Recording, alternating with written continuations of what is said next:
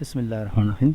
अस्सलाम वालेकुम। I am Mohammad Javed और आज हमारा टॉपिक है प्रोसेसर और मेन बोर्ड कंप्यूटर फंडामेंटल्स में। सो स्टार्ट करते हैं अपना topic.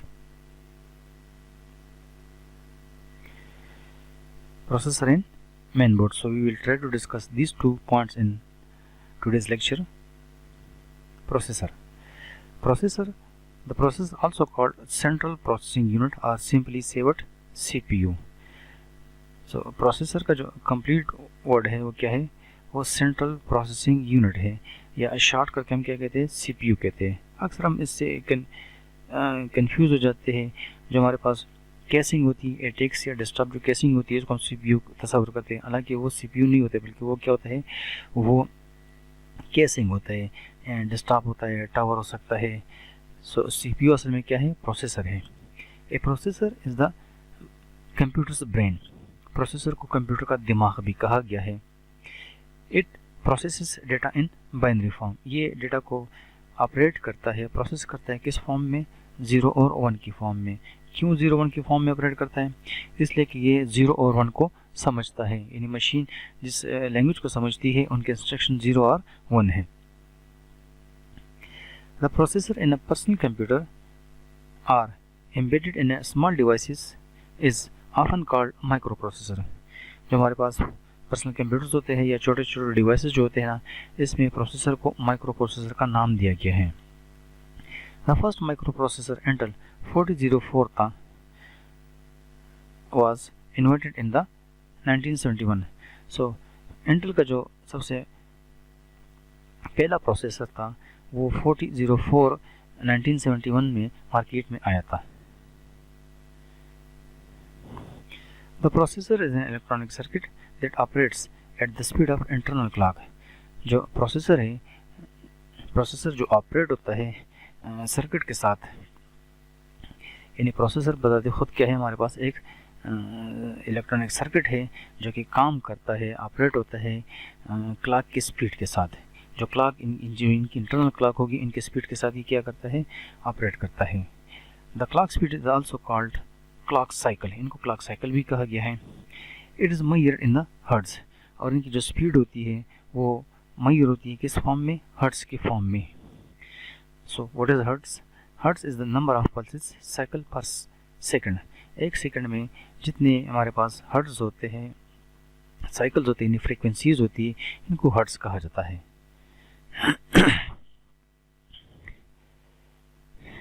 With each clock peak the processor performs an action that corresponds to an instruction or a part of instruction। जो क्लॉक की जो पीक होती है ना, अगर हम इसको देखो मेजर करें तो हमारे पास फ्रीक्वेंसी कुछ इस किस्म की आ सकती है। ठीक है जी, ये सो जो इसकी जो पीक होती है ना, ये इस वक्त प्रोसेसर क्या करता है, एक्शन परफॉर्म करता है। वो एक्शन किसी इंस्ट्रक्शन पर हो सकता है या इंस्ट्रक्शन का कोई कंपोनेंट हो सकता है। An instruction is an elementary operation that processor can accomplish। बुनियादी तौर पर प्रोसेसर क्या करता है, इंस्ट्रक्शन ही पे प्रोसेस करता है। अब इंस्ट्रक्शन क्या है, इंस्ट्रक्शन बुनियादी तौर पर प्रोसेसर का एक इम्पोर्टेंट ऑपरेशन होता है जिस पर इसने काम करना है। Instructions are stored in the main memory waiting to be processed by the processor। Processor को इंस्ट्रक्शंस कहाँ से फिच करने पड़ते हैं, मेमोरी से, इन रैम से। मतलब है कि जी प्रोसेसर जितने इंस्ट्रक्शन डाटा लेगा वो कहाँ से लेगा, वो मेन मेमोरी से लेगा या रैम से लेगा। तो ये जो मेन मेमोरी से इंस्ट्रक्शंस आते हैं प्रोसेसर के बाद, इसको कहते हैं फिच कहते हैं। एक टेक्निकल टर्म है फिच, instruction fetch। यानी processor gets the instructions from the memory, this is called fetch।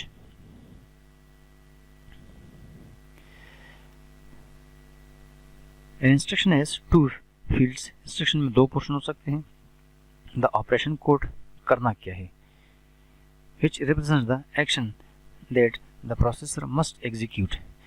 क्या करना है ऑपरेशन, क्या करना है, रीड करना है, राइट करना है, एग्जीक्यूट करवाना है, या कोई कंट्रोल का ऑपरेशन है, कोई कैलकुलेशन है। सो बेसिकली वो ये ऑपरेशंस होता है। दूसरा इसका जो पोर्शन है इंस्ट्रक्शन का वो क्या है, द ऑपरेंड कोड। ये जो इंस्ट्रक्शन है ना, इन्हें रीड करना है, राइट करना है या कोई एक्शन लेना है, ये किस पे लेना है, ये ऑपरेंड पे लेते हैं। सो ऑपरेंड पे असल में ये ऑपरेशन अप्लाई होता है। The operand that defines the parameter और वैल्यू ऑफ द एक्शन। उस एक्शन के लिए क्या चाहिए आपको, कुछ वैल्यूज चाहिए, कोई पैरामीटर चाहिए। इन वैल्यूज और पैरामीटर को नाम दिया गया है ऑपरेंड का। सो ऑपरेंड पर एक्शन अप्लाई होता है। इस एक्शन को यहाँ पर ऑपरेशन कोड किए डिक्लेयर किया गया है और वैल्यूज को या वेरिएबल्स को यहाँ पर ऑपरेंड डिक्लेयर किया गया है। The operand code depends on the operation. It can be data और मेमोरी एड्रेस। ये जो ऑपरेंड है ना, ये या तो ये डेटा हो सकता है या किसी मेमोरी का सेल एड्रेस हो सकता है। इन्हें हमारे पास रैम का कोई एड्रेस हो सकता है।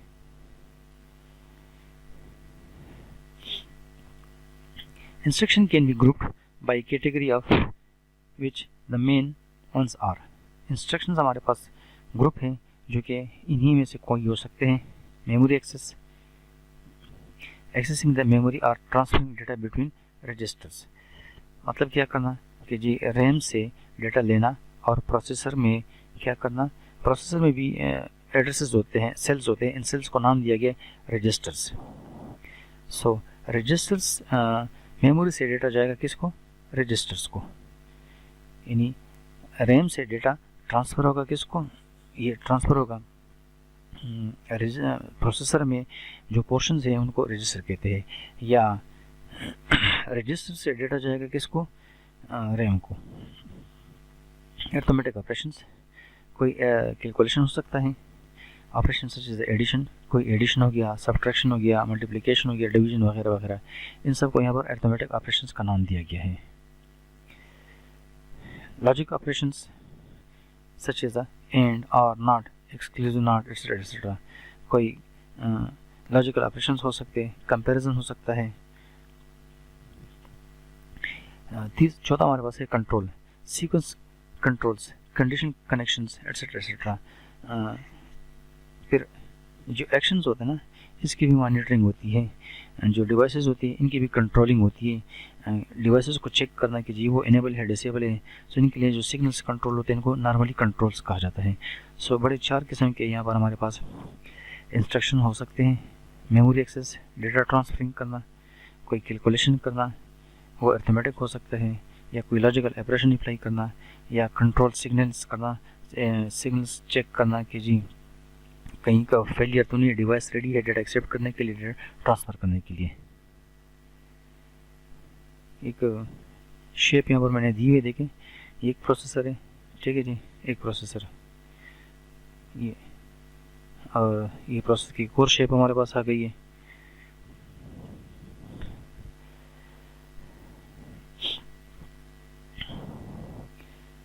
अब हम ज़रा देखते हैं इसको, मेन बोर्ड को।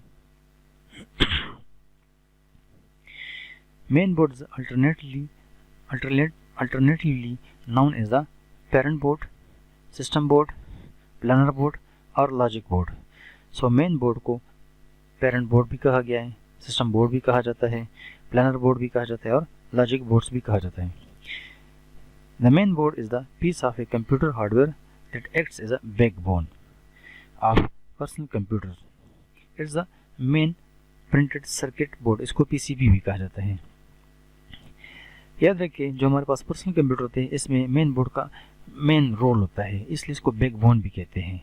क्यों, जितने भी कंपोनेंट्स होते हैं इन्हीं पर कनेक्टेड होते हैं।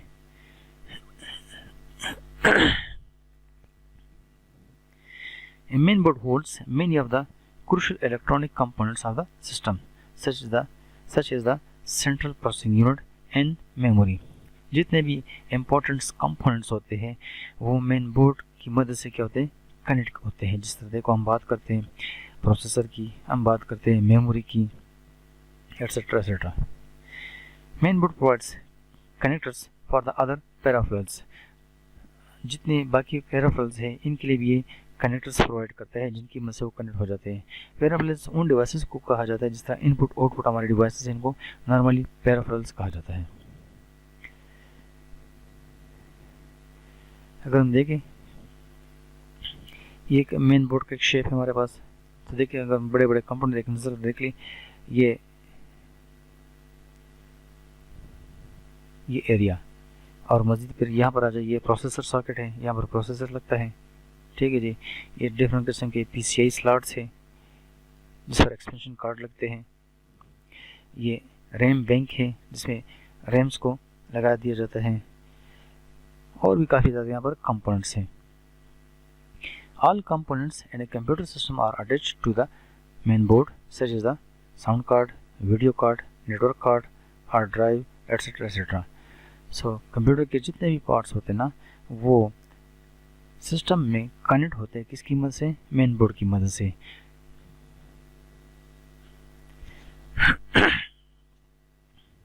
फंक्शंस ऑफ मेन बोर्ड हो गया या मदर बोर्ड हो गया।